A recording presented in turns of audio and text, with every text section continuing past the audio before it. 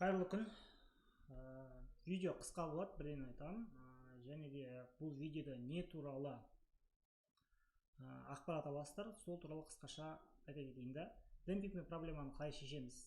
Каспийде жеке брендті ашудың стратегиясы туралы айтатын боламын.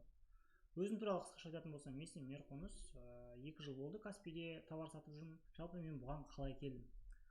Бәріміздағы бар проблема, жауыр болған демпинг.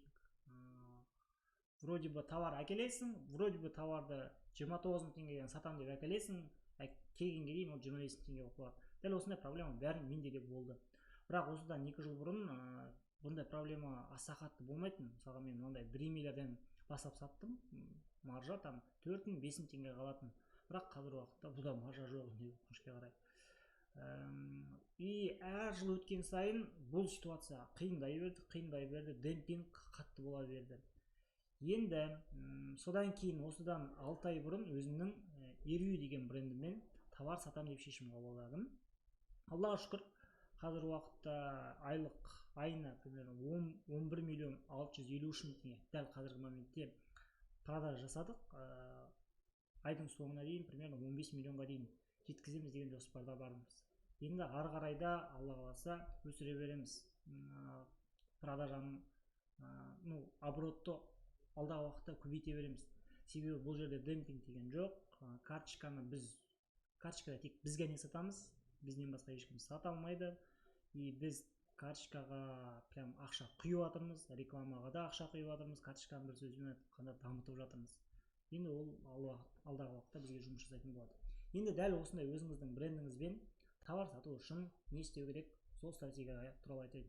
Жалпы бұл жерде барлық қарапайым, мынандай этаптардан өтесіз. Бірінші направлениені анықтап алу.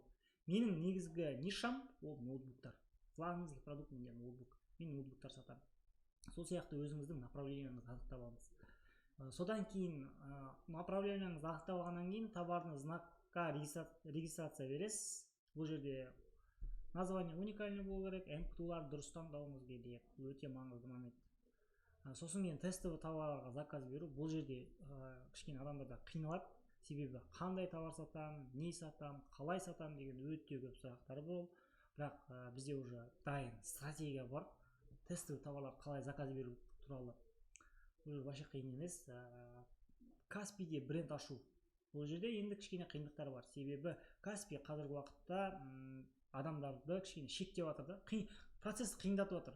Бұрын біздің кезімізде кішкене оңайлау болатын. Қазір вообще қиын өз брендіңізді Каспийге енгізу. Бұл жерде біліп алатын момент, бірінші сіз Каспийде өз брендіңізді енгізесіз, содан кейін барып карточка создавать еткен кезде брендтер деп тұрады ғой, сол жерде сіздің брендіңіздің аты шығып тұру керек.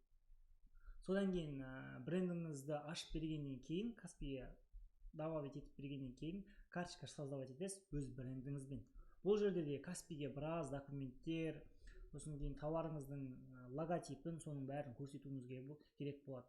6-шы этап отзыв, самовыкуптар міндетті түрде жасайсыз, ол сіз никак.